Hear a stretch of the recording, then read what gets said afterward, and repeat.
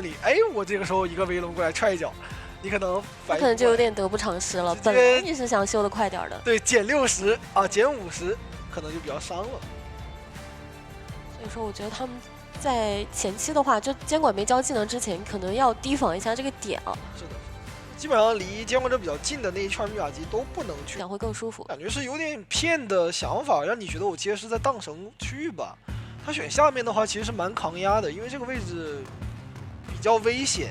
你像他左右的话，就算左边是大防，但是面对一个跛脚羊，其实没有太多。好，看看呀，他的一个追击目标的选择，想来中场，好像就奔支援位来的。奈奈这边的话也是直接开始修了。哇，咒术师可不怕你啊！对，直接过板给一刀，但是其实对于咒术师来讲的话，他斩喉也不亏。对，身上已经2层了。这样的话，一个边缘的围龙把它卡在一个地图的角落，这刀有了，哇！这拿刀速度还是非常快的。是的，年锦这个追击的压迫感太强了。现在奈奈虽然攒出了很多喉，但时间也太早了，才开局40秒。而且这个点的话，其实有点被架在地图边缘了，有点奄奄一息了。对，直接交出一个大喉，把笼子给拆掉。但之后的话，好像没有什么其他点可以进了。这个抗性的天赋让他完全不受晕啊！是这个击倒时间还是非常非常快的。哇，困兽之斗太适合现在的一个场面了。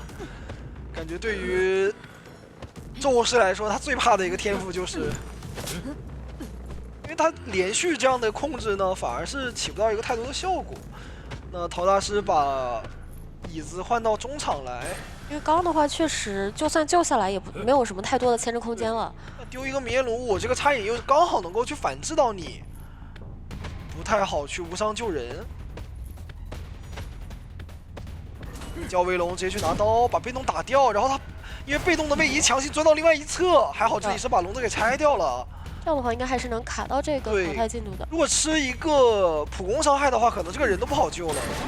哦，这边的话呀，其实桃子大师是有点想让他进行26的，但是第2个迷烟炉没有起到效果。年锦这个熟练度太夸张了，完全就把这个距离的把控计算到完美的身位，对，不给你任何的一个机会。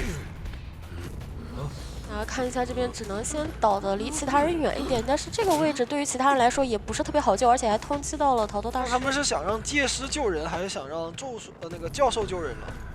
应该是脸上的戒师。对。小迪的话，他确实本体修不动的情况下来救人是最优解。那小心落地刀呀！哎呦，还好防了一下。双围龙。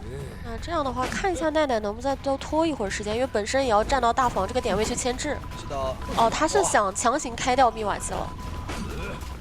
因为反正也溜不动了，那不如说我用这个化险为时间来修一会儿。对，因为其实外面密码机还是蛮快的，主要是化险为比较多嘛。对，因为有接师的一个存在。哎呀，哇，99，真是差一点点。那可能会出现一些伏笔哦，因为年纪手上是有底牌的，如果他想的话是可以考虑失常。看一下外围的话，其实就是那台68的会差的多一点点。是。减员第一个人的密码机其实只差半台不到了，所以对于他的一个想要争胜的压力还是有的。但求生这边都提前拉走了，而且另外一边也会找一下机械的娃娃补状态，所以说现在对于年检来讲有点续不到2手节奏。不过我觉得对求生者来讲，他们最难的一点就是开门战2个人没有回光返照，会有些问题。看一下花丝想把密码机给点开，大房再找回来。对。但是教授的话还是抗压能力很强的呀，还是想避其锋芒。哇，直接找到杰斯，这个人的牵制就很难溜了。对的，他甚至不敢拉开这个身位啊。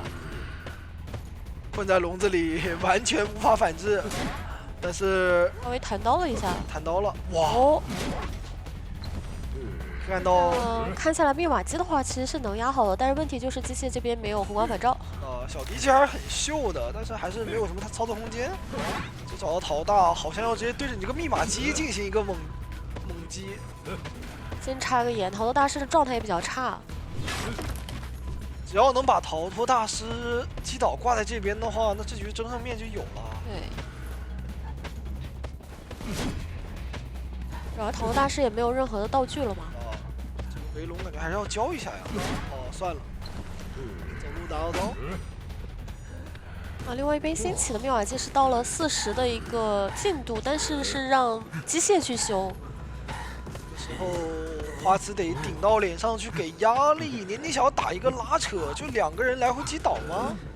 就我挂到更远的一端，让你那一台压好了，但是你还是要换位过来救。对，没有人能去压，然后街师是没有回光返照的，他不能来救人。这样一个围龙想先把街师给秒掉，思路非常清晰。花痴那边还在赶路，这个时候小迪得撑住啊。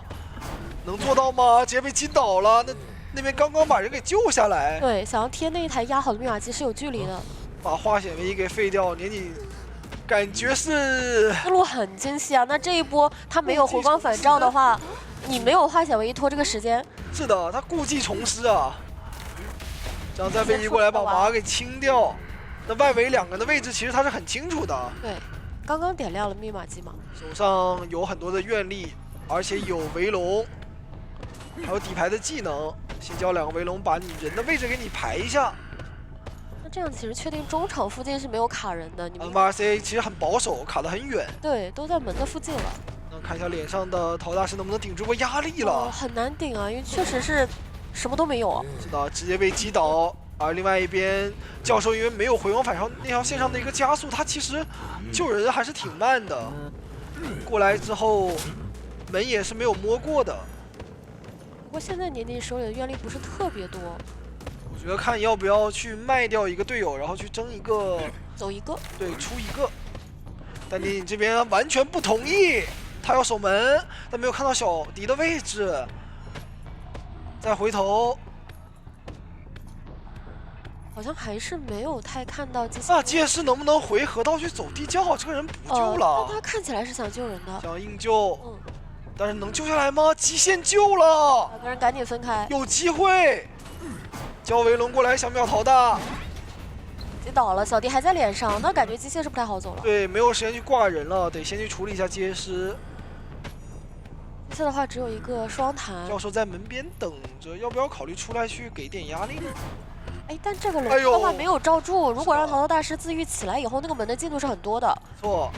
而且街师的话也是有自愈的，这边还有荡绳脸，还有地窖，而且教授能过来扛刀挽留，其实时间只剩10秒了，把街师给打倒，陶大师肯定是管不了了，感觉是要平局啊。应该是抬不太起。手还有个传送，那这个门的话，刚刚能传送门开了，但手还没有愿力，刚才那个笼子伏笔了呀。感觉就是回来追机械的时候，第一个笼子没有怎么带的。好像确实是，能够总结一下，在我们现在的比赛上面，你得看是谁想着保平，对吧？基本上是，想着保平的那一方，他是有可能会输掉的。这个节奏往这里倾斜了，通过自己的操作和拉扯。那这样的话，感觉选点上其实是有点让对面的监管选到了不太好的一个位置啊，因为这样机械还是在外面的一个，也是比较远，而且。那看一下白鹿的话，其实也没有直接冲着大房去了，因为这个悬点我再去追的话，那外面的破译速度会比较快。没错，这个时候呢，他是选择往中场来，先压迫下你球者的位置，看能不能找这个小特。那卡梦的话直接吊娃修机了，自己本体就躲在这个墙后。但是现在确实是这个插眼，这个眼可能一墙之隔，白鹿这边直接意识到了。那这个窗你不敢翻。对。那你再往那边走的话，是刚刚插过眼的一个位置。那感觉2龙秒了呀，纯化险为夷，你怎么牵制啊？是的，可能这边稍微拖一会儿吧。找到就是死啊，对啊。不过他的娃娃，而且放在外面了。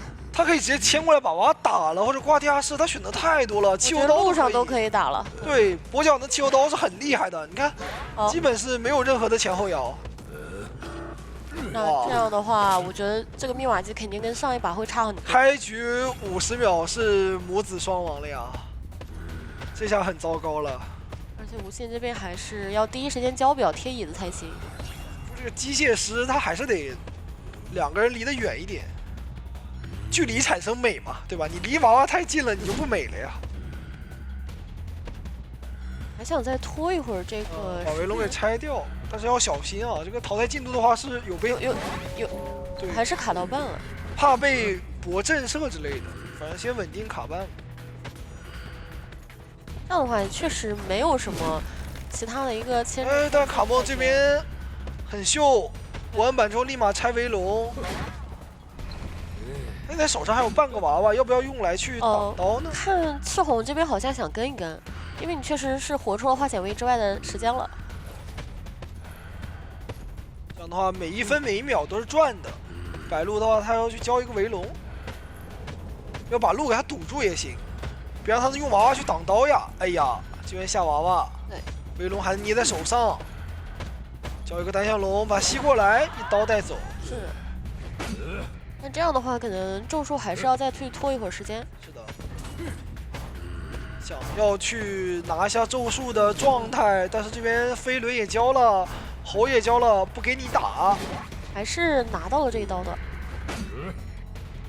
那你这样的话，我觉得赤红他要生气了，他要去让你挂不了人了。看看这个距离能不能拦住，拦不住。有点跟不上了。是的，那这一波还是蛮成功的，是把半个娃娃给保出去了。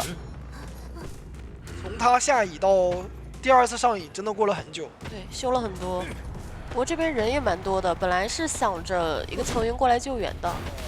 感觉阿策这个位置有点危险啊，还有是没有太多的一个狂暴加速，这样的话把气象给吸了过来。卡莫是在笼子的边缘。另外一边的话也是把咒师给摸满。而现在手里的话，愿力不是特别多。好像走八字，终于是能够完成第一波的一个减员，而且因为外面没有娃娃修机的一个情况，现在场上还差一台整的，整一台。对。通击到了气象，不过他的这个暖雨应该已经差不多要。我是在2楼楼上回的，就算我有围龙，我也过不去啊。看到阿策是摸了一个护腕的。那对于求生者来讲的话，他们还是有很大压力的，毕竟这一局想摸一下大副嘛，但感觉被逮到了。哦，直接找到了，这是什么？就是知道你们在白鹿再次展现了他的超绝排人。我记得之前有一次也是在红教堂精准的锁定到了一个躲着，就是好像他眼里没有障碍物。半状态求生者，对的，他这次也是直接定位到了这个大副，而且他是没有通缉到这边的人的。对于求生者的动态移动轨迹实在是太精确了，哇，挂了地下室以后直接过来控场，因为你中场的人来不及。果断追击气象的那边咒术赶路要很久啊。对，这边护腕的话也是给交出来了，他提前贴了，好像还是要吃刀。对，阿瑟这边估计也溜不了多久时间，又一个围龙。但是稍微下来了一下。是的。再走八字，再走一刀带走。密码机现在等于完全没有动。对，就唯一的29的遗产还是在脸上的。那他往中场一挂，这个半状态的大副他不好修呀。这个围龙过去怕被直接秒，哪怕你交了表，我还能再拉回来。对，就我最差，你这个道具也是被我耗掉了。是的，还想先打残咒术的一个状态。白鹿这手跛脚羊真神了，可是这个人都不好救了，手上是有愿力的，直接后跳手里有一个大猴，叫大猴还好。极限先把这个围龙给拆了，但是两个人都在脸上，打了咒术先打一刀。那可以回头管密码机，还是想要先留下气象？还是比较自信的，觉得那个密码机不太够，你们乘胜追击这个时候。哎，但是阿策把这个笼子给废掉了。那这波是顶住了压力啊，两个人都是一个一刀倒。就是密码机的话，现在还是不太够的。还不管大副吗？还要去拿一个这样的节奏啊！但这个龙的话，好像给到了一点点博弈的时间。是的，但我觉得白鹿他很难想到对面都是纯博吧，所以说他这把可能还会吃亏啊。密码机马上要压好了，如果再打的话很危险。96的一个进度，完了，白鹿上当了，密码机直接亮。这样的话。不过对于他来讲的话，如果能快速击倒气象，咒术还是在这个半场的。是的，但阿策这里也不是很好处理啊。对，这个笼子又废掉了，不过好在是有挽留的状态。另外一边门是已经点开了，他手上是有一个传送。赤红的位置还是比较差的，对他相当于是在这边绕了一圈往那边门槛的，是有3抓的机会，而且已经看到了。对的，这就把它放下来，不着急，先处理一下咒师。很近了，但是有猴怕被砸板，要小心。我骗一下，一刀带走。但是看到无心的话，也是有往回赶，不过感觉好像他肯定是有想法，对，但是也怕出事儿。哎，这边甚至想要再探一下大副，感觉看到了呀。有点吓人，是骗出了怀表。这边的话，气象在脸上交自起吗？但另外一边咒术好像不太对啊，GR。他刚倒地，这个决策是有一点问题的，咒师摸得很慢的。对，大副被架在了脸上，那我这边直接挂咒术气象摸起来，而你大副也没道具了，梦中之鳖呀。直接一个围龙来到气象那个地方。是的，你这边要强摸人也不行，但你摇表怀表已经时间结束了。对，有挽留，一个围龙把你框住，锁在一个地图的边缘，一刀带走，拿下4抓局。我觉得这一把的话，也是跟上一把一样，是在开门战有一个特别大的一个转变。这个真的不应该，说实话，这个有点像求生者他们自己去给出的一个节奏。对，主要是当时大副他是稳走的嘛。它其实就是有点像什么呢？它这个 BP 啊，也是像是攻城，对吧？这个城呢有东西南北4个门，那我就是从 BP 上对着你这个城南猛攻，对着你这个手椅，对吧？猛攻，那你所有的人都调到这边来了，都防着我这个手椅。哦，我去你。那 OK， 我去你北边，对吧？声东击西嘛，我就直接打一个追击流，还是而且还骗到了对面的监管的，预判到了他的选点，那可能你只能回头去找一个病患，你总不能近战追野人吧？看一下，肯定是找病患进行一个 solo， 就看他的一个转点思路了。看一下花瓷这里先往3站底下去拉，没有选择上到3站上面，那就是打一个站台。见到了这个2板1窗，身位已经比较近了。有双弹应该还好，这个位置的话，歌剧也是有压力的，还是一定要去踩板。因为1阶的一个隐跃还是比较短的嘛，但这边反绕成功。要搏这个短板了，哇！这一刀拿到了，还是非常舒服的，很迅猛。对，这贴脸拿刀，钩锁还没有选择交，第一段给出来。现在趁这个歌剧18秒的一个回速真空期，赶紧去转点。那感觉下一波钩子马上就逼出来了。对，而且是个翻墙钩啊。距离拉不了特别开，刚刚的板子已经被处理掉了，有点被架在这里了。哎呦，直接倒了。对，55秒的一个击倒，还是发挥很稳定的啊，年纪。那这样的话，这一手时长往外一踹，其实密码机加起来就只有1台。而且，因为他们这把是3个双弹嘛，所以说这个化险为夷只能让野人来开，气象的话他没有办法去救人。气象的密码机一踹的话，节奏就有点像监管者倾倒了。对，加起来的才刚刚1台嘛，而且等于他没修机，对吧？气象从终点然后到帐篷完全没修机啊，等于。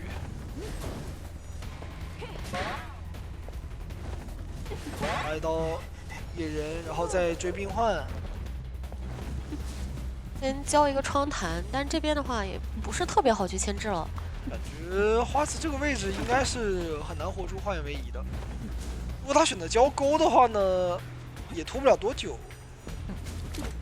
交钩，因为你没有办法过站台嘛。对，玩短板。这个板子哦，但是被抽到了。抽了。这个抽到还是挺明显的，还是有点紧张，被骗了。那这样等他2次上瘾的话，加起来也不，刚刚到2台吧，可能2台都有点勉强。然后野人那边刚调好状态，又要从比较远的一个位置赶过来，而且这边终点的一些密码机连击，他们是没有时间去破开的。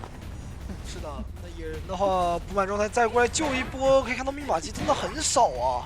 对，帮忙扛了一下，但是花瓷这边已经没道具了，加起来都不到3台，而且只能被架在这种原地玩小短板。往站台上面走的话也活不了多久，格局实在是太快了，你这个熟练度还是很夸张。让往角落去倒一倒，而且让他第2波技能也要好了。他们也是在一直频繁的调状态嘛，所以说这个密码机进度是跟不太上的。感觉等下他直接找气象传送或者找骑士传送的话，你根本接不住呀。通知到了，到位置传送顶过来。小迪就在脸上，怎么办？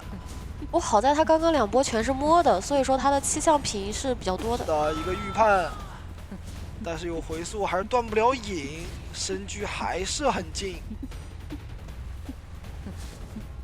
现在还差2整台密码机啊！这个时候破译加速已经出了，但这边的话板子还是博弈的比较稳健，求生还是需要大量的时间去破译的。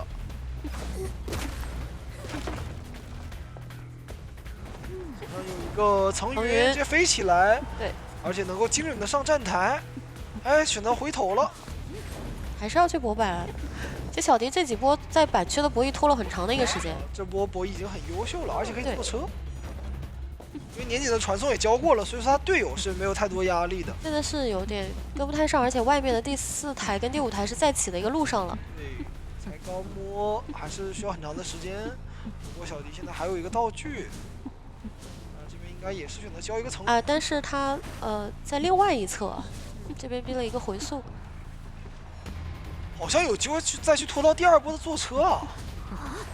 哎呦呦，这边前摇，对。年景实在太快了，小迪这边也没有精准的判断他的一个距离，那么被击倒，能够挂到轨板的一个附近，压一下这台密码机。奈奈这台是多一点的，60多的一个进度。我奈奈的其实他是满道具有容易共鸣的，看能不能让他拉走吧。对，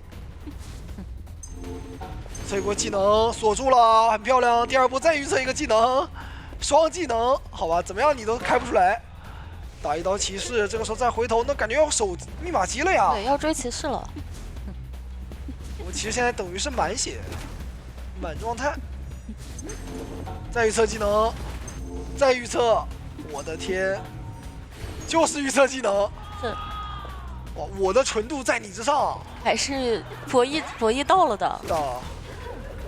这样的话，另外一边密码机能开，脸上拆60的遗产暂时修不了了。不过他们可以选择去新修。对。而且我觉得得把气象状态调一下，不然的话，等下这个传送是接不了的。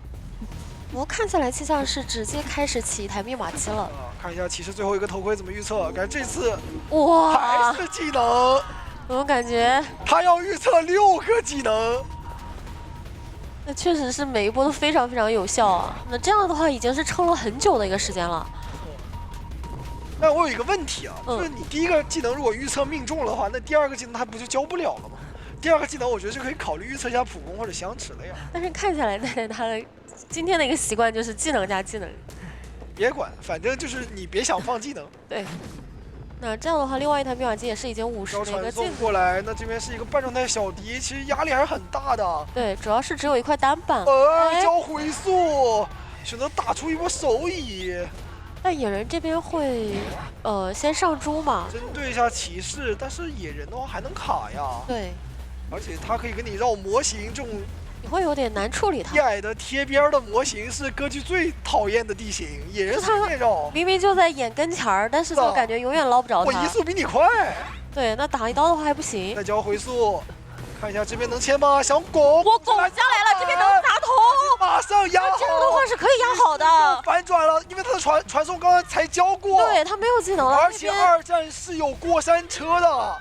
求生者现在只要捋清思路，他们是可以去保平的。对，奈奈就往起点去倒。是的，我知道我这波要倒，但是我一定要拖住，就硬拖，往角落里拖。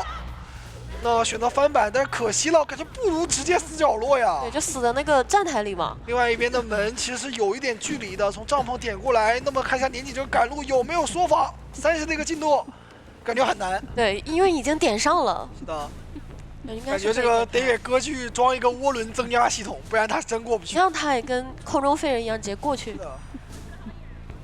我觉得这把真的一度是比较偏向于监管多抓，但是就是最后那个。说实话，感觉没必要交回速，直接抓气象，让求生者疲于奔命。那边把人刚救下来。对，白鹿还是选择了歌剧。2的一个胜率还是蛮高的。的话也是有很多的一个牵制空间的，而且你哪怕真的就是我在平地上勾，那我3板区的3连板是不是歌剧也必踩？那我再配合我的双弹往那个旋转木马转点双窗，然后再回。哎，但是白鹿他没有直接去终点站台找这个病患啊，要去找火灾。鬼屋这个位置动一下。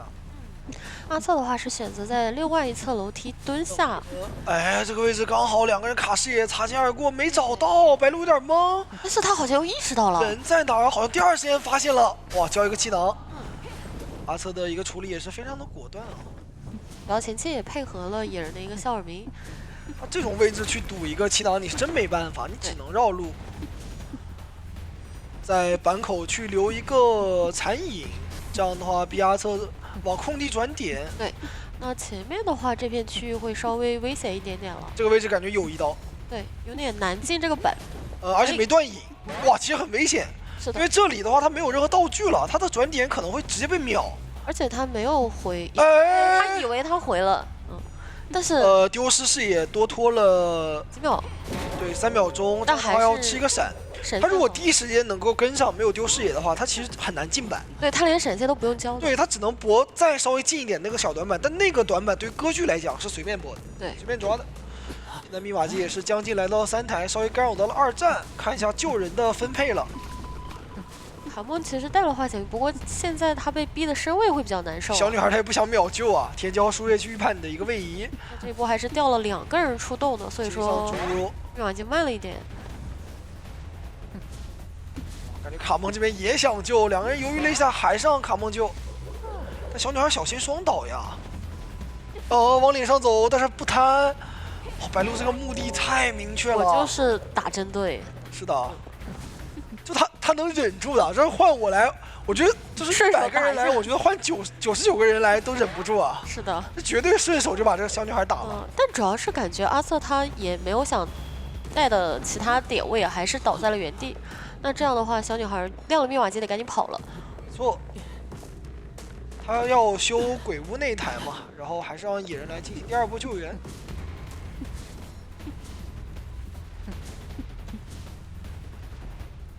白鹿感觉今天其实思路也都特别清晰啊，就是好像完全不被求生者的操作所干扰一样，一直是全专注的贯彻自己的思路。这里的话想卡一个比较满的淘汰进度去救援，打一刀就要来，主要是火灾下来确实没有什么牵制空间嘛，毕竟没有任何道具。对。那我觉得这把他们是没有去卡那个观众效应的，所以说密码机的进度还是稍微慢一点。而且现在半状态的人比较多，他们现在是不太敢直接贸然去修的。这样的话，你可能下一个人也是面临着比较大的牵制的压力嘛。对。就直接把技能给切掉了。切到传送现在的一个 C 踢过去，哇，好了，逮捕，又是在补状态的人。那他看到了前面的小女孩，可以直接冲着她去就可以了。正好也看一下你的天赋是怎么带的，躲了一下输液。他那一把不归零，就是直接果断找到了补状态的2个人。对，这局依旧是找到卡梦，输液弹开。但前面的板速度太快了，这个都有点不敢翻。再踩板。2波输液还是拖了一点时间，但现在见到了一个很短的短板啊。打击也是在破1了，对，1/2的进度。我想再管一下，对，把自己的下一个技能给拖出来啊。传送的话，开门战只要能拖好，我这把赢面就是有的。而且这边主要是个野人，其实也不太存在说你过来能真的把他给秒掉的一个说法。拉扯嘛。对。这个位置很熟悉啊。我就感觉上一局也在这看过的。是的。回速把逼走，感觉有机会打掉。打掉了。那演这个状态应该是能来一刀。另外一边的话是2个人一起合修，速度还是会比较快的。就可能要管密码机有点来不及，要不要考虑先去处理掉野人呢？在车上去等歌剧的一个位置。看有没有机会在压好之前有一个上移呢？感觉有点来不及了，要直接压好了，2个人。躲了一刀，那这刀很关键。我传送能拖好，而且野人这个时候没有猪。是的。还是选择不开了，因为野人的话怕被秒。因为他们早就已经把赤红给往这边调了嘛。如果刚才选择开，野人落地就会被秒，那么没有人贴门的一个局势下呢，是很容易被多抓的。白鹿的话也是。 因为没椅子，这选择不挂了，再交回速去吊一下野人。对，野人现在还是没猪的一个状态，坏了，开早了，这个密码机上当了。但小女孩刚刚就是害怕了，因为她是半状态。对，她如果不开的话，她怕她自己有危险。对，倒在那儿好像密码机也亮不了。哇，这波决策完全被白鹿给意识到了。那这样的话，赤红的位置会被压得很难受。起点站的这个车是被开掉了。对的，他彻底预判了求者的思路，这样把人直接挂在你的病患脸上，逼你跟我。 在这边玩，对，另外一边小女孩就不管了，而且她手上有回速有传送，你不敢交钩子救人的呀。对，现在她是真的骑虎难下，进退两难，怎么办？交钩子，但是有回速不交，卡住。这边不用回速了，直接击倒，甚至于说那边门才刚开。但我觉得白鹿还是稳稳，对，3抓的话也是能拿下。2比0啊，他只要3抓的话，就是2把带走2个净胜啊，白鹿。 哇，今天这个表现太顶了！无论是他每一把的追击，以及说中后期他找2手节奏那个嗅觉啊，还有说他开幕战的时候对于求生这边的一个总体的预判。我想回去翻一下白鹿的抽屉里面是不是有本2手节奏嘛？因为我们知道你其实带了化纤维，你就要舍弃掉你的一个牵制天赋。那你没有牵制天赋的话，在道具消耗殆尽的时候，你能不能再撑起时间呢？这个也是很关键的一个点。然后看这一把，其实宠爱这边的一个选取率挺高的，也其实是。 或者可以去先看一下大副的一个点位。对，大副点位的话，你可能就没办法换人了，要么就是往小房去积攒一下愿力。这么 OK， 看下起追这边的话也是直接往大船去，但追得太快的话，有个弊端就在于愿力只是攒不太多的。这边有选择先跟一手脚印，但其实这个点位的话就差不多。 有交龙的机会了，交个龙直接不让你进交位点，给到1刀非常快速，很快哦，20秒的时候就已经拿到第1刀。是的，这个窗户你不上2楼的话，你就基本上有1刀了。但你上2楼，其实另外一边也是可以交个围龙过来。对，加上宠爱这把本来就是带的一个窥视者，没错。所以你绕点方面肯定是没那么好绕的。看一下一个陈云。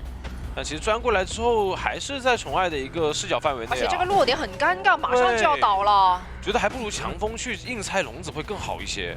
这个击倒40多秒的节奏，没错。而且你因为带的一个窥视者，所以一会儿你救人位过来救，其实也会有点压力的。没错，而且这边有个高低差，其实对于宠爱来说有更多还吃了个通缉。围龙的创造方式，看一下。这边的话也是先把怀表逼出来。他可以在这个地方架龙，然后一直蒙都行。对的，因为有个落地刀的说法嘛。 就可以利用围龙去打一个更多创造性这边，而且这个地方的话，你肯定是得从甲板这里上去的，看能不能摊一个双倒。不过这里的话是给到一个落地刀，但也没关系，毕竟也是硬往脸上走，然后让这边大副可以去存活一会儿。那这个导点的话，可以一会儿压满之后，让海侧的那个木偶师过来救。对。 密码机的话，其实求生方还是修的比较快的，2台半多，然后进行一波2挂，那我就要连上。但其实你这边海侧刚刚亮了密码机，其实对宠爱来说是能排一下点位。如果提前拦截的话，有一个真双倒的说法。哦，但是已经贴到了大石头的位置，被拦过来，手上愿力值也满了。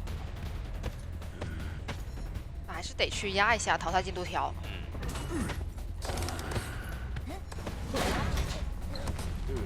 啊，正常给1刀。不过这波救人其实对于木偶师来说已经是比较可以接受了。对的，状态损耗不太多。啊，这边道具还有，强风一推开，反砖这边围龙过来，看一下，感觉还是有刀。哎呦，极限躲掉，那要这样的话可以再吃一个围龙。哎，翻盘。对的话中间还加了个板。 但这个位置钻回来距离有点远，感觉还是没刀。是的，看一下前面还在钻，再逼一个围龙。那你其实，在挂飞之前是多逼了2个围龙，其实正常第1个围龙就已经会倒了。就这个愿力值的损耗，对于宠爱来说，它的2手节奏出去早的话会比较费力。对，加上你本来木偶师过来救的时候已经是没怎么掉状态的。没错。所以他现在想要去大船找一下第1波救人的大副。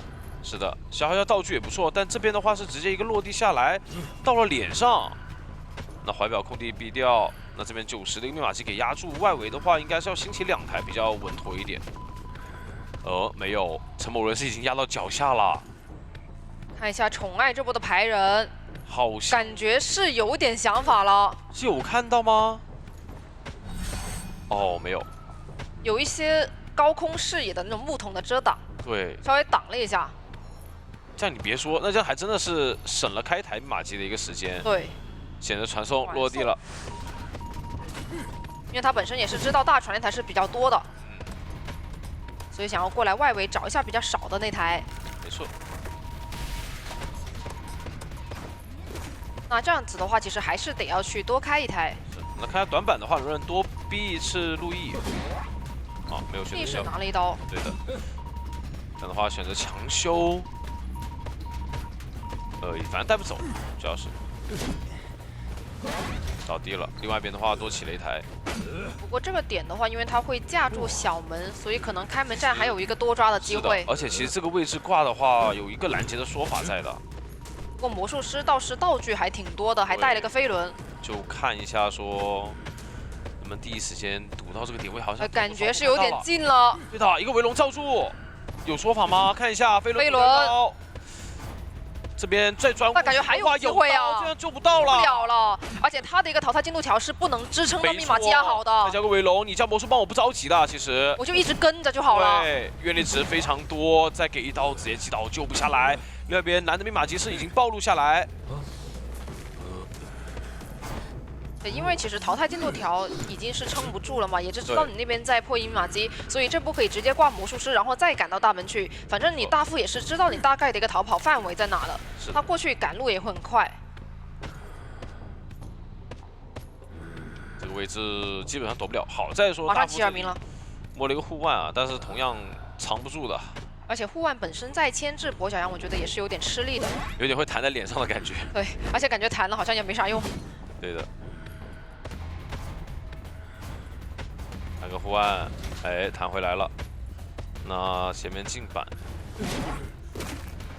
那我后面的围龙就可不用罩住你了，可以把板子挡住。99的一个密码机，但是也没办法，这边0.25的一个状态条，想要走地窖太难了。那也是在上半回合跛脚羊的一个宠爱的跛脚羊下拿下了一个4抓啊。这把的话，其实感觉宠爱的手感有点回来了，去到第2波的节奏。而且你本来说，如果你卡半救一个，压满救一下，我可能会有2个半状态的人需要去调整。但我现在因为多了一个零救，所以我只需要去调整1波就行了。就在密码机的一个进度上面来说，会比上一把更同样的快节奏下会更快一些。教授在木屋，然后大副堵一下大船底。他这把的这个选点就有点像说你去追入殓吧，反正这个入殓我们也不要了。是的。挺有意思的。前面的话，开局如果找教授的话，教授这个角色，看一下奇岩这边选择是开局先去大船找一下小果冻，但小果冻那边是选择了先去压一下脚印，尽量的去拖延一下你排人的时间。哎，第一时间的话确实是没有排到，没有窥视者去追击这种，就类似于医院的中场，对吧？对，你是很多地形会阻碍到你的视野，不好这边的话还是没有排到，因为小果冻那边是全程选择了压脚印，一点都没有漏。那现在这样子的话，可能会怀疑人已经绕到海边或者海侧的方向的一个位置。你看这个视角，是的，这种的话确实就是胆大心细才能做到的。没错，那这边排不到，放弃了，想要去找一下小天。那这边是教授，我们刚才也说到了，其实开局不太愿意去追教授的。而且教授的话，难受的地方是在于他下来还能牵制。是。这边是围绕着围龙过来，电视挡到了。对的，那这样子等围龙结束之后再往前转，还是一个空地，手上的飞轮也好了。飞轮。看一下前面的话，还有1刀的机会，能不能拿到？再补上一个围龙。这个围龙掉了，其实是有点亏的。对对对。因为你是在一个技能的真空期。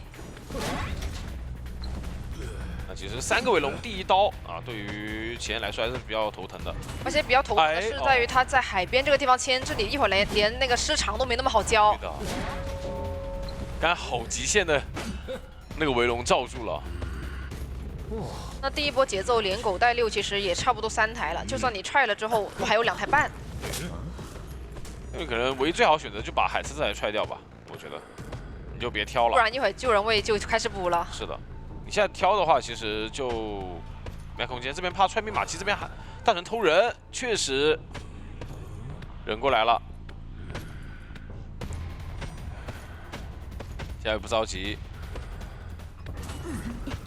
一个强风，但是强风的距离不太远，所以说还是要给到一刀救人。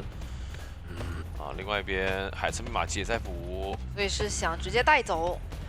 对，这一步的话，他其实是往刚刚已经开过的密码机的区域去倒的。对，那你这个失常，其实有点尴尬。是的，交不出来了，现在就完全。就是你刚刚直接是硬踹了海策那台不就行了吗？因为你前期节奏已经不太好了。如果说你还要挑挑拣拣的话，哪来那么多密码机给你挑挑拣拣？没错。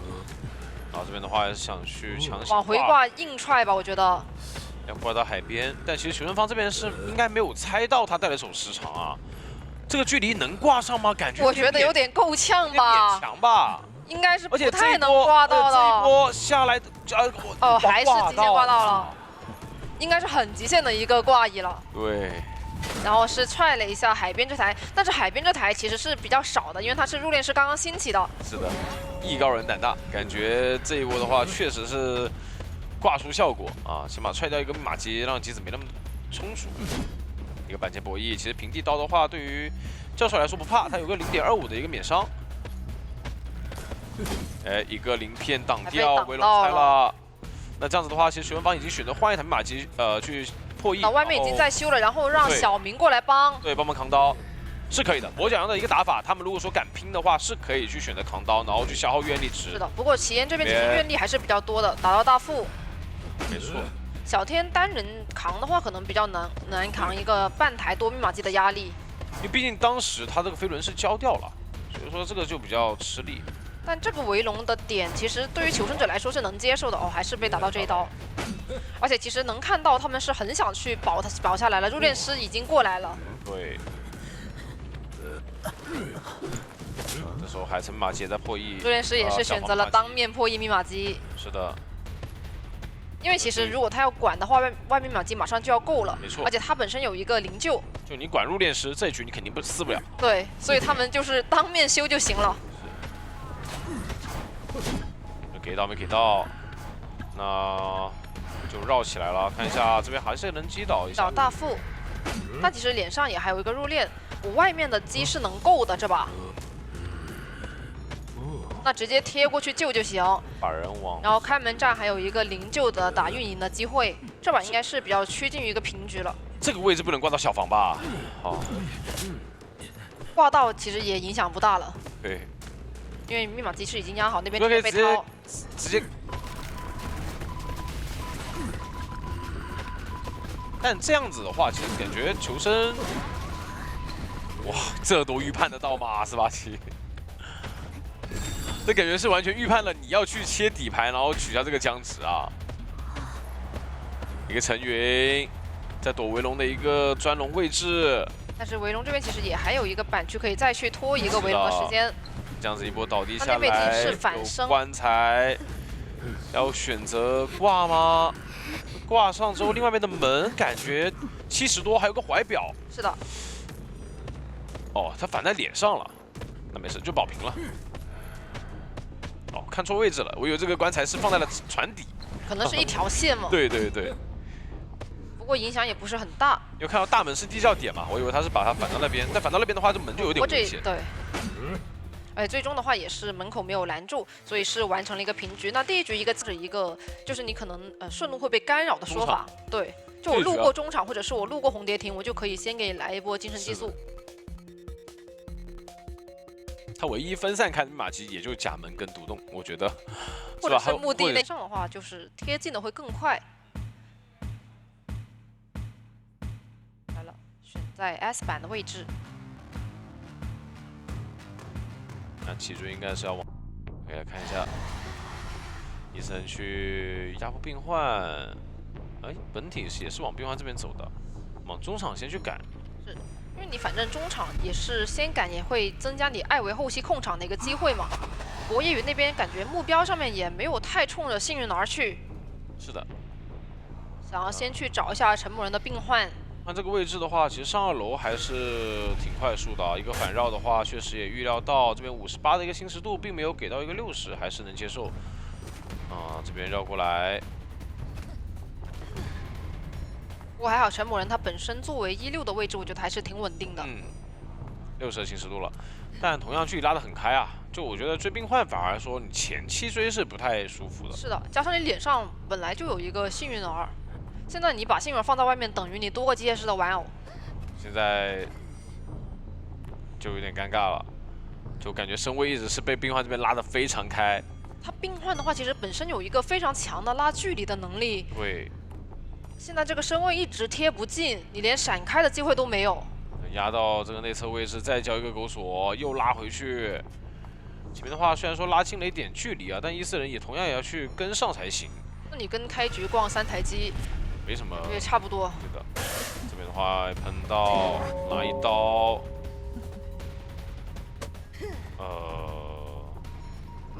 再过来找一下难吧。又开始给你拉开一个没有闪现身位的说法，让陈某人这边的道具交得非常舒服。你会发现陈某人这边牵制他的一个空间很大。对，而且基本上是没有视野，我就可以开始准备拉马拉松了。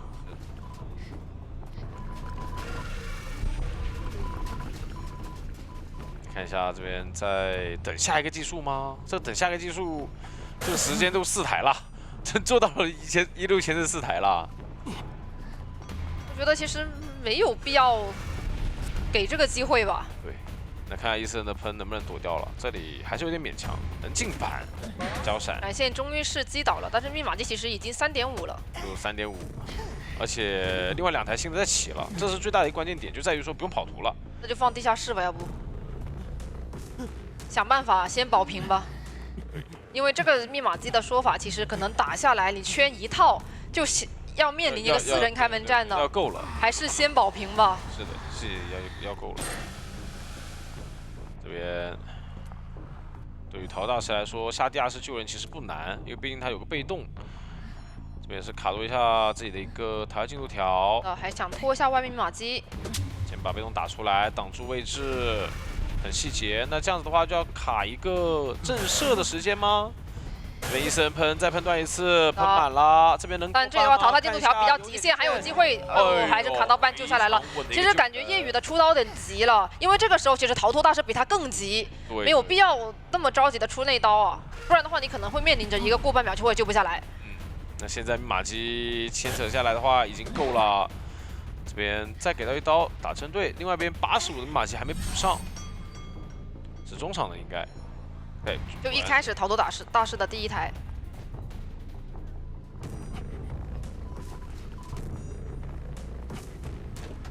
有人一到，这密码机一开，然后另外一边是 S 版的一个99密码机。那承载也贴过来了，而且承载这波还是可以去开刀化险为夷的。那现在还能安排人去贴门，幸运儿也有把枪武装自己。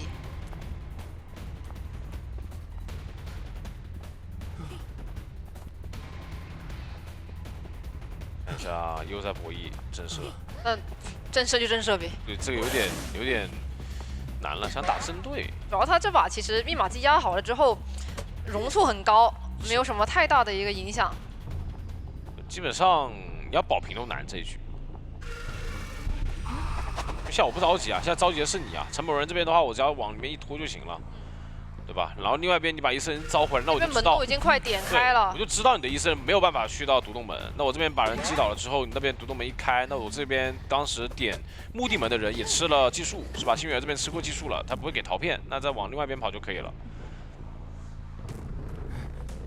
那这把的话，其实整体我觉得对于成都狼队来说是比较可惜的。对。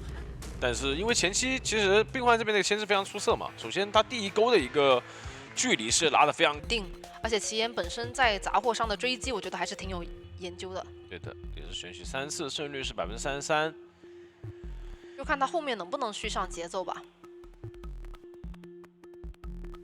其实奇岩还是挺适合，对吧？然后还可以去找一下中场。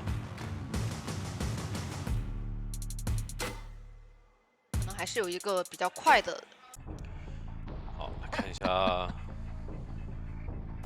直接是反手去找飞行家。不过小武东那边是已经准备进墓地牵制了。就这个区域选择是，不管你追左上还是右下的话，都是能转进墓地。手上是已经有个藤蔓了，然后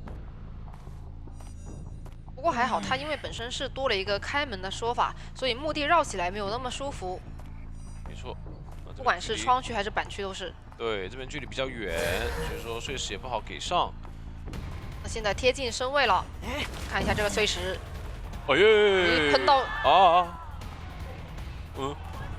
没事，再出来吧，就吃一刀出来吧，可能。能吸附，哎，为什么不吸地板？我这边吸地板的话，其实我给一刀，然后让它缠住啊。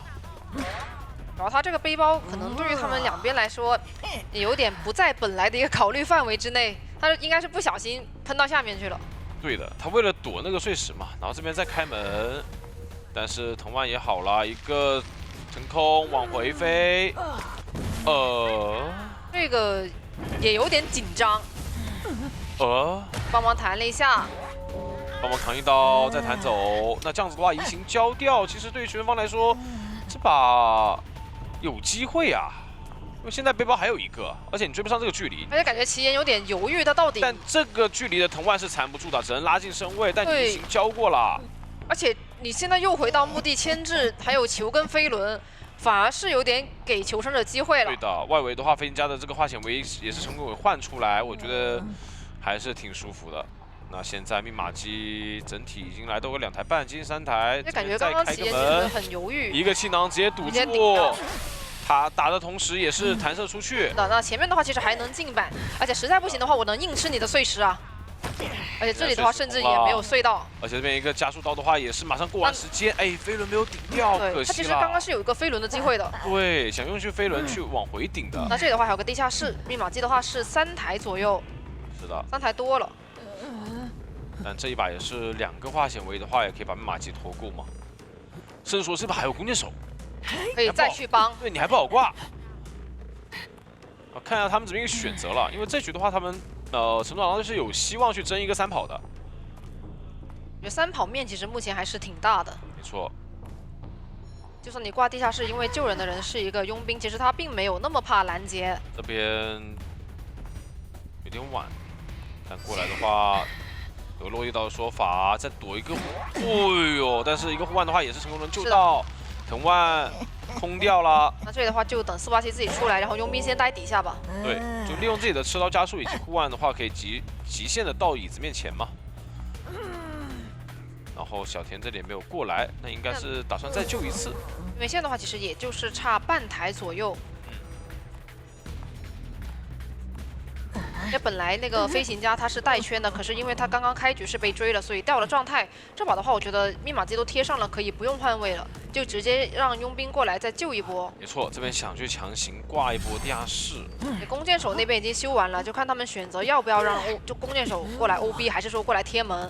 那这一波地下室挂的话，会消耗的时间比较久。弓箭手也来了。他们这是想留化纤维打4跑吗？有点像。我感觉是要往这个方面走啊，因为飞行家其实这个时候他完全可以过来救的。但是飞行家半状态可能有点压力吧。对，没有太大必要。佣兵也半状态啊，但不一样，佣兵就相当于是满状态，半个半状态。你这边压迫下守卫，看一下。不行的话，还有弓箭手一起下来。是的，想打落地刀没打到。我打到了。对，打到神队补一剑，但这边藤蔓出来，飞轮这一次要利用板子去隔掉了。啊，而且出来的话，其实小天还能接应。是的，这边要选择开门，但开过来飞轮，但这边没打到。啊，没打到的话，现在问题就来了呀，直接切闪过来。但这边小天应该是不太敢来 OB 的啊，因为这样子的话，你藤蔓缠住了，其实很容易被争取一个多抓，但是你挂过来一点就。因为你是往门那个方向去牵的嘛，但有飞轮，小天这个飞轮躲掉了。那一个管门96的门了，这样子反而是给到了机会的。这边看看自己多少了，487这里60的自己。他们如果想要争的话，得小天出来啊。对，再给压力。小天这边小果冻交背包，这边自己拖不好，但应该也换不下来。小天走了，已经走了。是的，因为这边的话，如果说但凡有个人去换他出来的话，然后利用化纤维真有机会。而且这把的话，其实我觉得，如果说你是在墓地窗的那刀没打到，我觉得太需要前期，导致说求生方能去把握前期一个角色。而且感觉这把你其实选隐士，他那边也还多配了一个囚徒，对，并不会说特别好打。只能说这个重暗是直接选在了2战。但没关系啊，其实宠爱这局的话可以保稳打，对吧？我开局先连电，然后打了一刀之后再看情况去关电。但这张地图的话，你就会取决于一个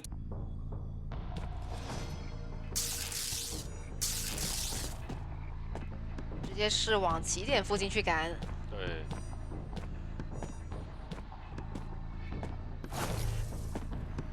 我感觉就没有必要跟你去摇摆嘛，就是压迫一下走位，然后看机会上电。而且前期的话，其实隐士那边是能够接受你多牵这一会儿的。远程电。不过这里是远程啊上到了这个蓝电，这个电非常准了。还是一个远程的这种空地，其实不太好放的。对的。弹出来，这边的话一个反绕，好像绕到防了一下，但是也防到了。对，绕到了，这其实有电了。不过前面这个口，出来有刀，这个口你也回不去了。没错。你只能说先去绕一下。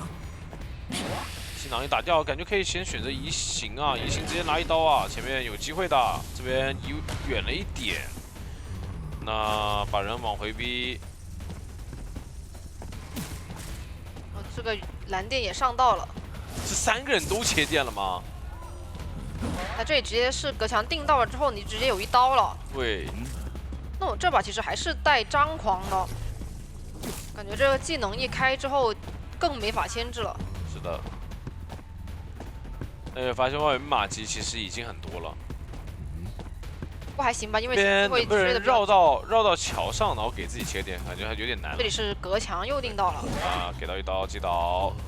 密码机你看一下，现在已经3台多，3台半了。而且这局有囚徒，这是最大的一个问题点。对，囚徒他是能精确到知道所有密码机的位置，然后以及他可以去传输，让这个密码机更毒。而且囚徒的话，其实本来就很适合在隐士局的时候拿出来应对。对的。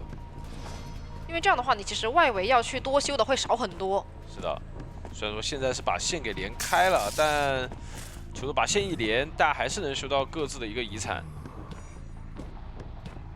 直接弹护完过来，给刀，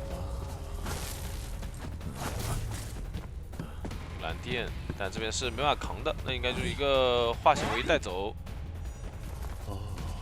但5台的进度其实都已经是有一些了。对，真有机会够。想有摊一波状态啊，交了一个降临，但是应该是没太大机会。对。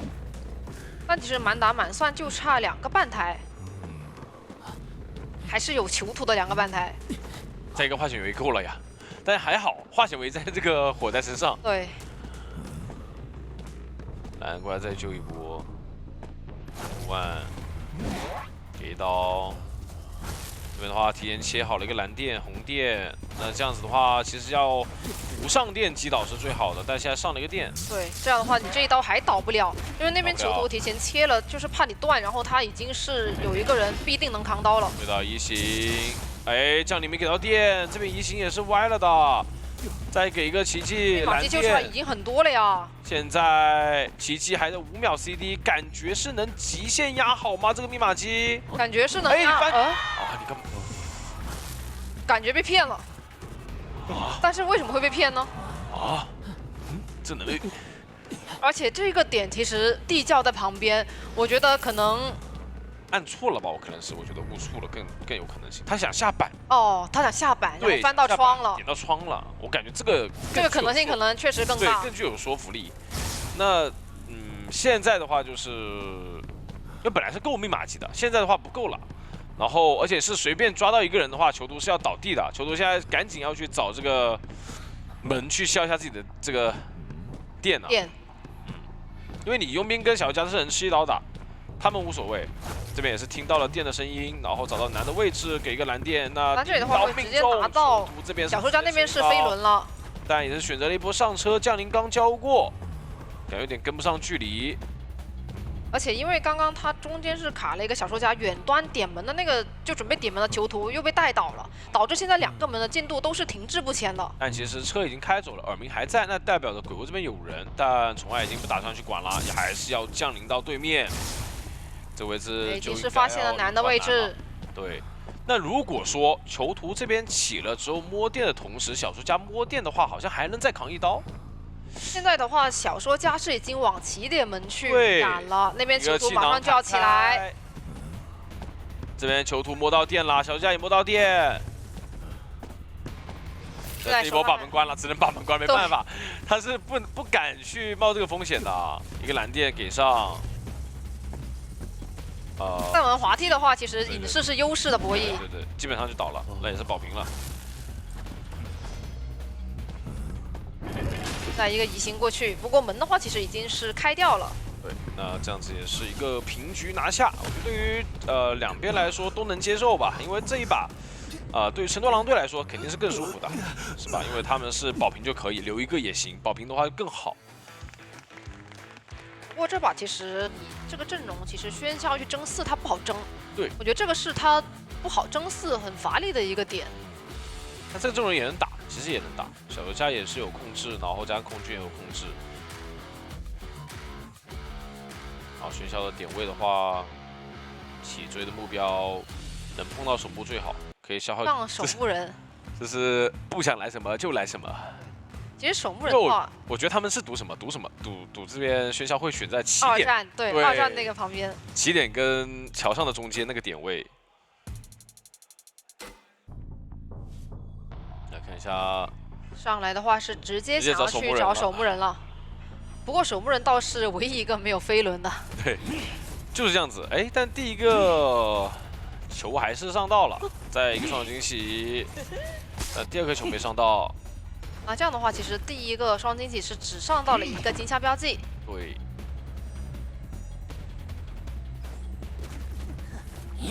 哎，一个下铲进板，这边好快速啊，感觉没给到任何机会啊。那前面是双方惊喜，马上就好了，感觉要贴脸去给到一个双球，看能不能给上。这边还等了一手，但节奏已经有点慢了。他现在甚至说第2个金像标记都没上到。那结束，然后给到一刀。哎，上到了，一刀，双惊喜。行，单球先，然后空中飞人进入 CD 双。我前面的话铲子就要出来了。对的。移形哦。这个移形家门口的，就有点还没出家门的感觉。是一个非常需要操作的，这空中飞人也是没有弥补回来刚刚移形的问题，所以导致现在还是得再等下一个双重惊喜。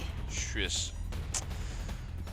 想一下啊，就是他想补足那个距离嘛，因为他当时知道我再过多1、2秒你就要进残了，所以说我想用移形去直接追上你这个1、2秒的时间。可惜就是他这个移形加空中飞人都没能出到家门。对，那现在也是一个稳3台的节奏，也是等这边出来给上一个双球，但是还是给到了3台了。对，击倒时间一个3台的节奏，而且移形暴露了，那代表空军这把枪是能交的。看一下的话，487已经是终点站过来，而且因为觉得487那边可能会被拦，小天那边也贴过来了。对，因为通缉是给到脸上嘛。但是我觉得这个时间点交枪可能也行，反正你移形交了，给到一刀，打出。这地方有个柱子还行，因为这个区域的话是有几个可以挡枪的柱子的。对的。哦，现在尽可能就是带开这个半场吧，我觉得。上一颗球，还有空中飞人，再给一个反走位，哇，超重惊喜！看这边能不能预判小明这个走位很出色。但前面这应该是差不多了。对的，翻板的话让你切的比较久一些。不过因为前期牵制的确实会比较久一些，所以密码机现在已经是就差2个半台。对。位置挂回来。这边也是把干嘛？他本来是想要去管一下那边，对，那边马机开了又往回挂了，对，所以他就往回挂了。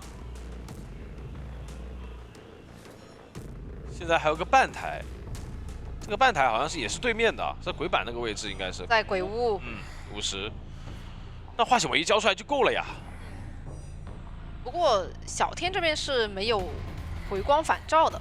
对的，但是他得先稳定把这个圈套了才行。我觉得这个救人压力飞轮压力不大，对，救下来64、65。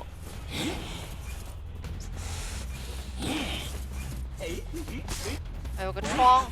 没错，那应该就找个交互点吧，找个交互点，然后卡交互。不过这边的交互点会比较短一些。是的，化险为夷的时间也是非常快速了，这边也在搏一下翻板，想想晚签点，哎呀，可惜，那也是对差一点点。但同样是没有这个挽留，所以说另外一边门已经在点了，第一时间点的，而且小游家是有输液有飞轮的一个情况。那你过来的话，其实还是得要去应对小树家的道具。对，然后鬼无鸦的密码机也能第一时间到另一个门，但这个位置换的有点远，还行，还能再撑一会儿。不过可能牵制的时间就飞轮顶掉，漂亮小果冻这个飞轮。那体验这也就难受了。这边如果说击倒的话，而且刚刚还是让他顺利的坐到这个车，又能再拖10秒钟，还要去3站。但没挽留，主要问题是没挽留。就哪怕说你真的跟到3站，我这边求生者也没有压力。没办法，没挽留，没带嘛，对，因为他得带一个底牌。没办法。哪怕倒了，这边门也是顺利可以点开。比较可惜吧，毕竟前期的话，在追守墓人身上确实是移形跟空中飞人有点失误，导致这个追击节奏不是很好。那也是保平，那也是恭喜成都狼队获得本场比赛的一个胜利。今天的成都狼队其实跟他们前几场没错。这个阵容的话，确实艾维的可以追击的点非常多，星儿是一个，守墓人也是一个，包括注入师他也不是能很好牵制艾维的。是。艾维这个角色竟然选出，对的。不过对于他们这个拿刀的速度是需要一定要求的，因为有的时候你追着守墓人，由于你拿刀一直在想弹他出土之后再拿这一刀，那就会导致你后边这个2级进程会很慢。好，进入到比赛画面，上来是先把自己的伊斯人招出来，然后本体直接去往2层阁楼分头行动。对，伊斯人去找一下中场的守墓人，然后本体的话去赶一下墓地的这个人。是。但是这个传过来的话，就有点想动杀心了。是，上来是想要把守墓人这边的一个存在感应该先拿到吧，但是守墓人现在已经弹出来，看到信源已经是在一个角落，这里的话有机会拿到一刀吗？先拿到了。还好说是这个香水释放很及时，然后规避到这一刀的伤害。那这一刀的话，其实监控者他也赚呐，对吧？他提前可以进入到1阶了。对他拿到了一格存在感，对于艾维来说还是比较重要的。是。这里的话赶到墓地，可以看到神驹这边的幸运包裹选择了一个怀表。是。在牵制艾维的时候，怀表确实可以强制让伊斯人下头。没错。飞轮马上这边的话要好了，还有一个2秒。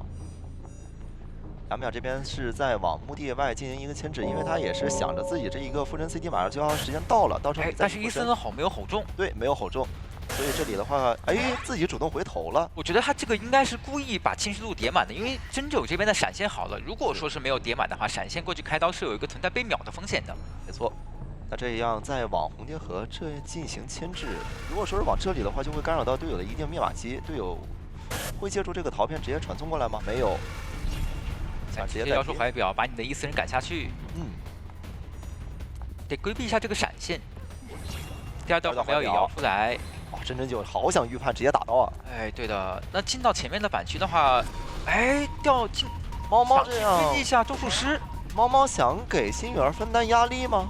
我觉得这波分担压力是赚的，反而说是幸运儿，你刚寄宿过之后丢失了这个闪现身位，然后求生者的密码机可以破译更多，确实跑开了。但是幸运儿必须要撑住接下来的这个时间，如果你说你没有撑住的话，咒术师这里给的压力反而就变成负面手段了。对的，就看幸运儿这边能不能扛住咒术师递过来的接力棒了。对，直接再传过去，想要再找一下咒术师，这个闪现其实是想交出来的，因为这时候如果说能把咒术师给击倒的话，你这个幸运儿其实现在包裹不敢摸的。对吧？你箱子不敢摸，你要一旦摸了，可能我转头直接换抓。目前来说，咒术师和幸运儿的2个人的位置都比较尴尬，不太敢破译。是。这里在附身，但是刀的话，可能还是要借着这个闪现才能拿到。想要再摊一下，然后这位置他也在怕，可能怕是有双弹这种可能。哎呦，那这样子的话，拖下来肯定是对求生者更有利的，因为你的密码机是时刻都在掉的。这时间拖得有点太久了，闪现直接跟出，但手上有飞轮，这刀还是不太好拿啊。且轻视只有32%。对，能进满吗？飞轮直接补位置，哦，刀还可以躲了。板。那这里还能再牵制一段时间啊？这密码机可是已经4台了呀！对的，你下个伊森的吼才有可能击倒这边的星源。这现在前期节奏已经是可以用炸裂来形容了。前锋者的节奏非常不好，而且你后边还要再打一波手艺。还好说这个伊森的吼到了，成功击倒了这边星源。那你现在监魂者想要再往上去打一打，看能不能去保一个平，或者说3抓的，你只能说是往外去控场，或者说换人了。很难，我觉得他现在控场的概率不是很大，因为你要控场的话，相当于外侧有一个魔术师，并且有咒术师，你是可以给他攒喉的。这手乙现在呢会有点做不到，你外边现在4个人其实都带了一个回光返照，在开门战他是没有办法打一个没有回光返照的针对的。这里带一喷哦，2个吼全部都躲开了，既躲开了本体的吼，又躲开了伊斯人的吼。这里轻松现在也满了，达成100，终于在完成击倒，但脸上密码机已经有个74了，非常的多。这人是得挂的。对，而且救下来的话，咒术师因为有4层猿猴咒像的缘故，他的26空间肯定是拉满的。这4个猴是我的话，我是真的要省着用了，或者说直接不用了，对吧？留到开门战这多香啊！你传过来我就直接3层猴。他只要确保说是我手上永远在开门战有个3层猴就可以了。没错，但也就没有办法打他的一个针对，你就少了一个人选。这再传过去，留一次人在甲门去守，到时候再作为一个干扰，想要把自己的闪现给拖出来。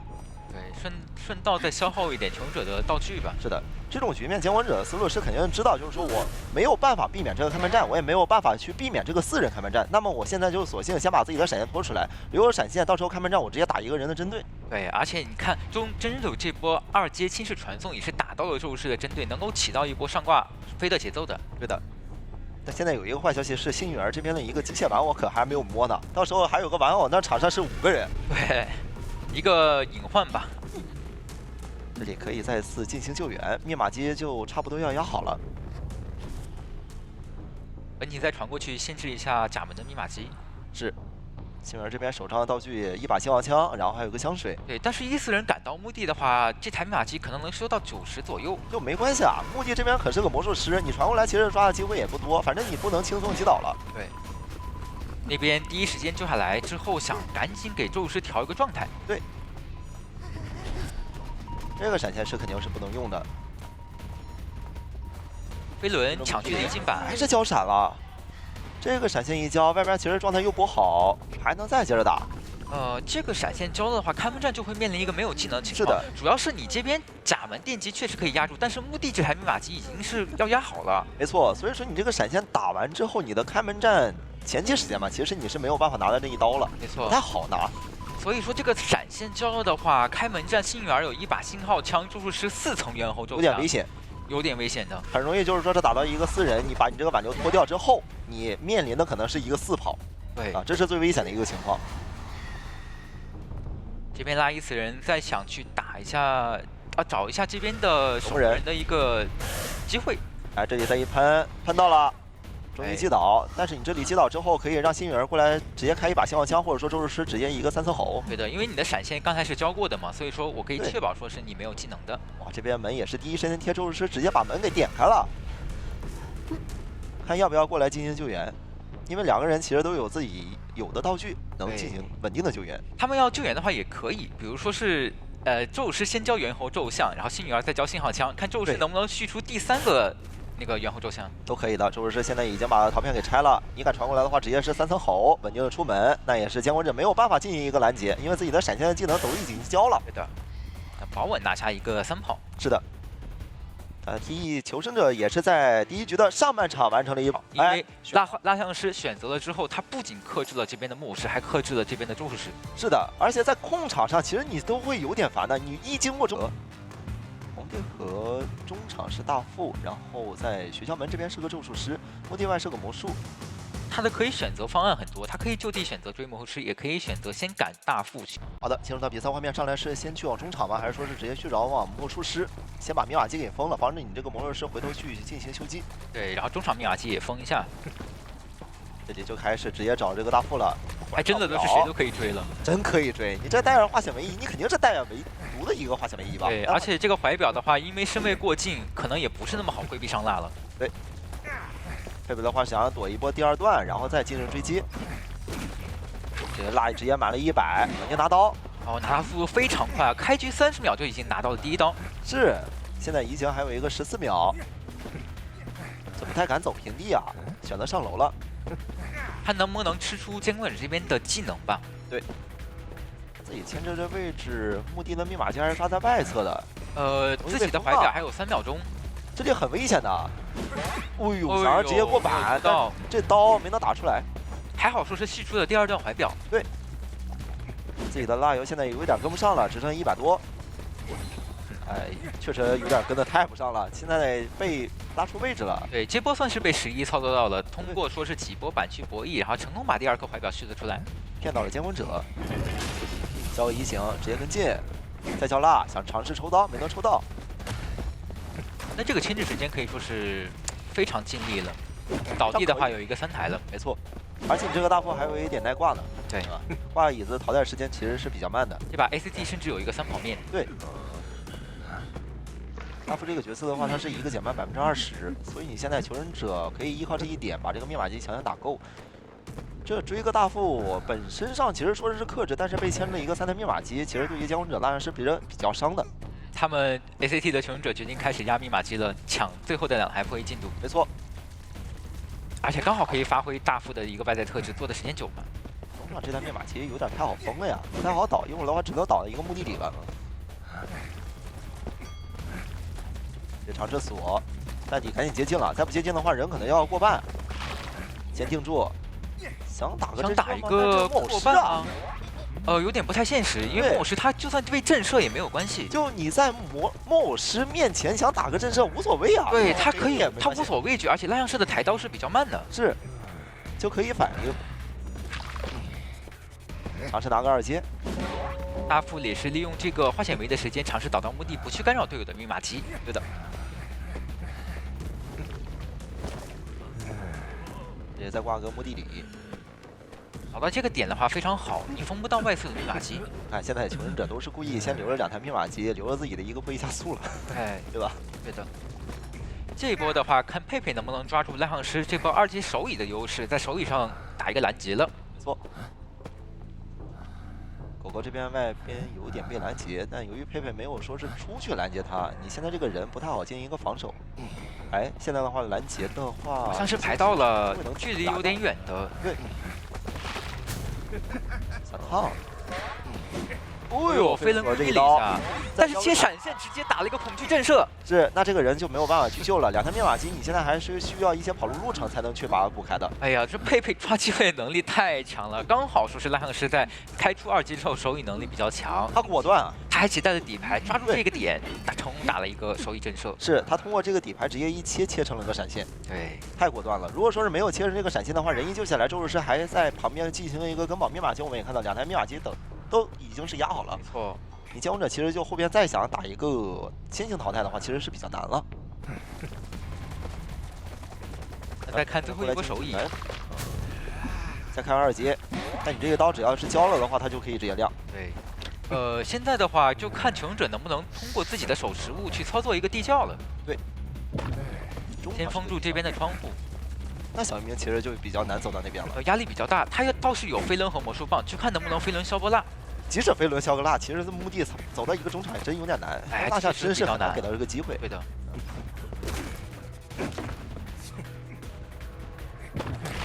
一个大拉块直接定住，完成击倒。小一鸣这边还真是没有办法，因为你这个监管者把他这个范围空间或者说牵制空间给他缩得太小了。就哪怕这个飞轮交出来，把这个蜡块的蜡像给抵掉了之后，也是很难转到中场的地窖附近的。是，然后在墓地这个点位你再其次，歌剧最好稳分。哦，这个闪现的话你带吧，应该带的就是闪现了。带闪现吧，或者说带移形针对冰块也可以，就看佩佩这边怎么选择。一般追变换有点太公式化了，而且他也要防备一手，就是说你变换去携带一个双弹飞轮。对的，目前来说，歌剧演员在这个版本他的追击路线会考虑到鬼屋或者是起点半场的附近的。好的，进入到比赛画面，上来是直接去往起点找空军。那这边站台灯佣兵底第一时间过来关。如果看他要不要考虑选择说是一个关灯战术吧。是的，已经过来了，现在已经到那个破马的位置。但在起点这个位置可以说是吃一刀再去做。哦呦，直接开枪坐车，也是防了一手移形以及隐喻回速，这样你的隐喻也回速不了。对，那这样坐车之后，看要不要直接换人抓，还是说直接去往了3站？佣兵现在的话原地直接躲藏，因为他不想要再去桥上被干扰到密码机。对，而且他得破译起点半场的密码机。对，他人可以换人救嘛，可以到时候让火灾来救。因为火灾这边密码机到时候破译完了，我可以直接去对面来进行救援，到时候再去破译到第2台。对的。哎，这边隐喻是出现了一点失误，那空军可以安全进到前面那块长板区。这隐喻要不失误的话，其实能拿到这一刀啊。对的，但是如果隐喻不失误的话，空军可能也不会转到这块板区了。错，这个窗户拿不到隔窗刀，来回隐喻一直在跟，这位置能进到板区。那接下来闪现好了，窗户交互就不太应该敢翻了。对的，得谨慎一点了。是，出这一刀。求生者现在的话，一个来回走位是想着把他的这个隐喻的时间给它断掉。对，但是佩佩也很聪明啊，我不会给你断我隐喻的机会的。一直在左右走，打算这个隐喻过去之后，直接用自己的身体直接卡住。哎，直接闪现完成击倒。没办法。密码机的话，是因为佣兵开局点站台的缘故，所以说佣兵那台密码机会慢一点，少了1/3。对，但相对来说的话，另外2位求生者的密码机会更快一点。是的。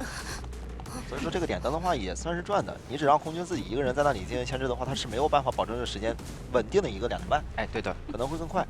就是有一个弊端呢，就是这边的病患是没有携带化险为夷的，所以得这边2个人打配合去救援一波空军，刷出化险为夷。让佣兵过来，这里耽误的密码机可能就更多了。好在说是空军他有个外在特质做的比较久。对，这里化险为夷还是要给，打到一刀。顺道再把自己的技能切成传送。是。回速因为已经用过，所以没有办法去摊一个双导这个。对，空军利用化险为夷的时间倒到7点半场，佣兵去破译一下刚才病患的那台密码机。第2个化险为夷其实还是可以再给出，然后拖出佣兵跟病患的密码机。对，密码机的话，到最后空军上挂可能会只差最后的1台左右了。是的，往回挂。尽可能往回挂，因为在往回挂的一个过程中，一旦你要不救，我可以回头直接去找这个佣兵或者说病患的节奏。想直接打拦截，这个位置可不能被打到，你一旦被打到回速，直接就是说让你拦住救不了人了。对，佩佩这边好像是嗅到火灾发现第一时间卡的是鬼屋后面那个区域啊。对，你鬼屋这边亮了，但是你没有过来，那就证明你是去破译这个鬼屋后了。狗我这边也是想要过来，想要利用气囊直接弹开，然后无伤直接到椅子旁边，还想多压一点血线。一弹，哦呦，这个气囊中了。是的，他把监管者封住，但自己没有封住。对，因为求生者他这边的一个体型他是比较小的嘛。对。那这波救援的话，可以说是非常赚，而且还可以扛刀陪跑。是。可以再拖一下时间。手上还有个气囊。好，这个位置，要不直接打吧，对吧？反正你要是帮我扛，密码机不够的情况下，我可以直接先打一个帮忙扛刀的一个针对了。哦，这边是2个人一起都来扛刀了。是。节奏其实差一点，你这个阵容里边是没有欧预备的。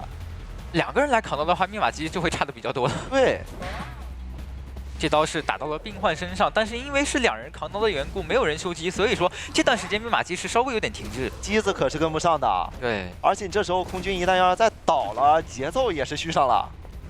而且这个板区下了之后，博弈空间也会被大打折扣。没错。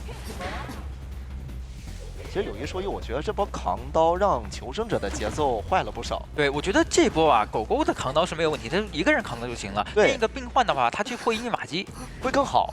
对，或者说是，如果病患第一时间出现了之后，那就2人是的换位。你考虑到狗狗这边没有携带回光返照，让病患来扛刀，狗狗第一时间去破译密码机，这样子的话，密码机就不会处于一个停滞状态了。现在出现的一个坏处是什么呢？就是你鬼屋后的密码机它是已知的，然后你现在谁碰鬼屋后的密码机，我就直接传送过去找你。没错，你佣兵在那里，我也会直接找你。这反而是传送一个求生者被动的局势。对你现在佣兵一旦倒了，谁来救你这个佣兵？这就是你们刚刚扛刀，你一个人扛刀还好，你2个人满状态过来也一起帮忙扛刀，那你第2次的救援就没有办法做一个保障了。对的，求生者现在只能被迫外侧新起一台。是的，这个佣兵即使有护腕，但你又甩不开他的一个位置啊。这里还能打了一个震还好是慑，佣兵翻板块呀。但抽到了，等同于还是做出了这一台遗产机，没错，带不走。而且外侧的话，你得调个状态，你不调状态的话，就没有人能救援。那你调了状态，我照样可以来，你又怎么办？你密码机外边现在在起的话，你也起不够啊。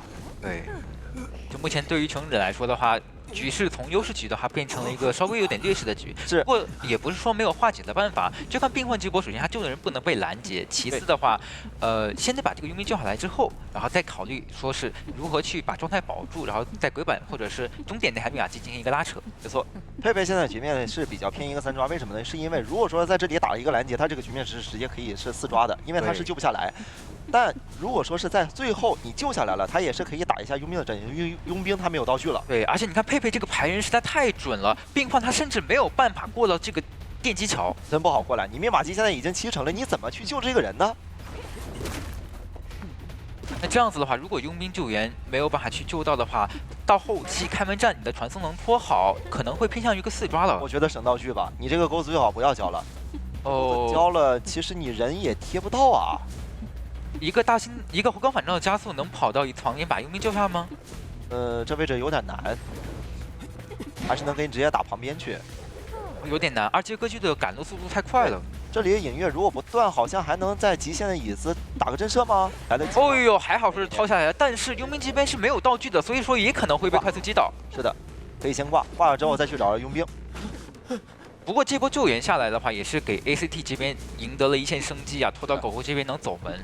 没错，门那边应该是拦不住了，因为他现在只能去管这个佣兵。你要是直接去传送管那边中野门，那么这里的话就直接把人救下来，我保一个平局。对，回速，但回速位置有点远，应该就是偏向于一个3抓了。这边佣兵的话，因为没有道具，地窖刷新点也是过于远的，所以说没有办法去走。对的。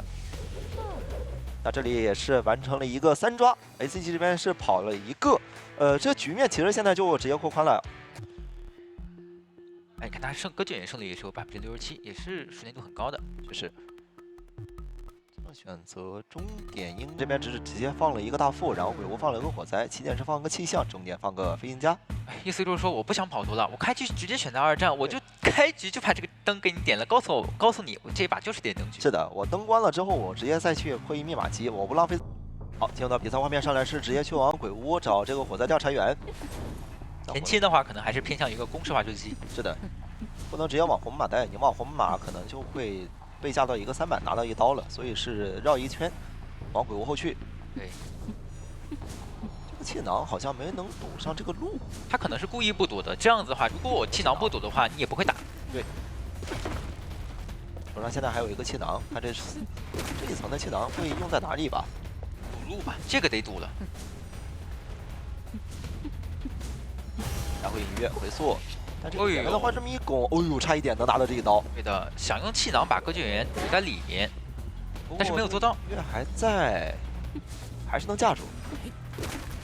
不过能拖个7、8秒的一个时间，前面吃一刀之后，甚至还可以再去找自己的第一个气囊。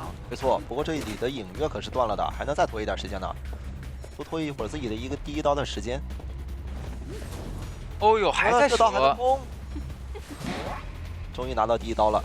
但这里的节奏时间已经对于自己非常不妙了。对，因为真9这边是携带的一手失常嘛，所以说没有闪现的加持，击倒火灾的话，可能还需要一波板去博弈。到这里脸上你还没有闪现，那就代表是什么？你是一个失常了。对，折了一刀之后又翻过去了。哦呦，哦火了！他有没有？只能说火灾调查员这个翻板速度实在是太快了。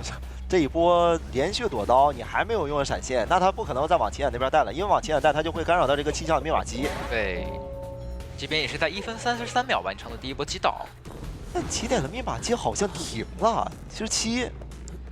这一波他是想打一个后2台密码机更快的节奏，那这样子反而是给真9了一个失常的机会了。是，那这里直接过去一脚失常，这失常可太赚了。77的密码机我直接给你踹没了的同学。哎呀，这就是你想打战术，但是被真9识破了。对，所以这波胜的密码机反而胜的有点不太好。不过还好，他牵制时间很对，他密码机如果说是亮了的话，这个失常其实就没有作用了。对，直接往前眼带，反正密码机已经被踹了，不如倒远一点，让鬼屋这边密码机不会再次受到干扰。隐鱼这边出现了一点小卡角，但是猫猫这边也没有想牵制，直接带走鬼板的密码机。等一下再套第2个化险为夷。对，神队救完人之后直接新起台。是的。如果说是起点这边密码机能刚刚接着进行一个破译的话，其实在他第一次挂上椅子，密码机其实能破译到3台的。对，这就是一个两边的心理博弈嘛。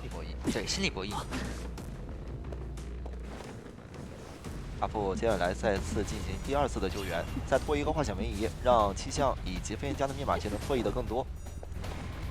他能不能无伤？有点困难。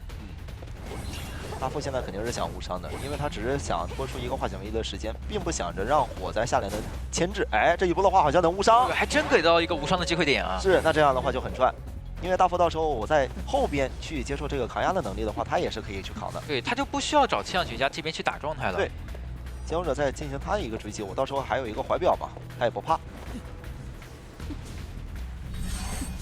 这边大副也是第一时间去鬼板这边，想跟神坠把鬼板拆密码机赶紧抢亮。是的，不让他切成一个传送。这里不担心的是一个时长了，有可能会传送直接过去找这个气象，刚好抢亮。哎呦，这个战术执行。是的，然后这时候飞行家看能不能藏起来，能晚一点牵制就晚一点牵制。对，因为你这时候晚一点牵制呢，能让气象这边的状态补好，同时呢也在能进行一个破译。中点这边的话，飞行家牵制能力也是很强的。是的。这里直接一个分级包，哦，就滑下去了。就是不要忘记，飞行家也是这个站台的主人。我想到一个词，我只能想到是滑下去了，他好丝滑，知道吧？在201窗进行牵制，悬停现在还在，但是飞机背包的这个 CD 还没好，先躲一刀，没想躲，没能躲掉。那要不省这个悬停吧，留到开幕战其实也可以。是。啊，现在能手上剩一个喷气背包，反正就行。回速。这里想要加点，但是发现人已经转出去了。对，前面还可以进板，哦，还是交出悬停，确保说是不被击到。是的，交出传送，交出传送，飞行家就可以直接在终点这边破译一台了。对的，终点那边也是有一台遗产机的嘛，只是不多。没关系，别倒在那边其实就行。对。这大副吃完一刀之后，手里还有个怀表，再对他进行一个追击。这个怀表我想想，其实是可以交的。可以交，但是如果你不交的话，只要你能牵起来也可以。对。现在密码机已经很多了，再想过来去追一下这个飞行家吗？不对，回头钓鱼，直接是想要找一下神坠。那神坠这边没有带回光返照，是想要让队友直接亮的。对，一个强风推开能进到板区。对。这板雷也是直接拍。手上有飞轮，这个飞轮的话能不能规避掉？飞轮躲了，躲了一刀直接翻。是的，这边能量再画出来，再一个强风直接给锤走。对，但是隐喻没有打断，所以这一刀还是能拿的。对，能拿到。再拉走。第3波的话，其实现在就可以直接画个云了。对，这边因为气象学家没有携带回光返照，所以求生者的密码机是可以直接开的。变成风直接吹了吗？哦，还是变成云了。围绕这个站台去牵制嘛。看的有点看错了。真人者现在必须去守终点门，因为你的传送好不了，所以说我必须得把这个门的进度给你压下来。这边视角是直接去往终点，他的传送现在还没好嘛？但是鱼断了，而且自己的回速也在 CD， 那这样走过去的话，终点门也还是开不了，因为他刚刚躲了一下，差一点的。对他，因为求生者这边是视角不知道，他不知道你歌剧员这边隐喻断了。没错，他刚刚其实往回躲了一下，如果没能往回躲，这个门其实是能开的，但不一定能出得去。没错。这样的话，挂上飞行家的话，起点门是可以开掉的，传送也可以好。人应该是拦不住了，因为大副有怀表，直接传送过去了。神坠现在已经是跑出门口，这也怀表再一咬，即使打到一个大副，通过这个时间也是能完成逃出。对，那就是恭喜 TE。是的，那这样的局面也是完成了一个平局，我们也可以恭喜 TE 座完成了这一比赛的胜利。对，2比0，今天打的确实好。哇，2个净胜分啊！这2个净胜分拿到手里真可赚。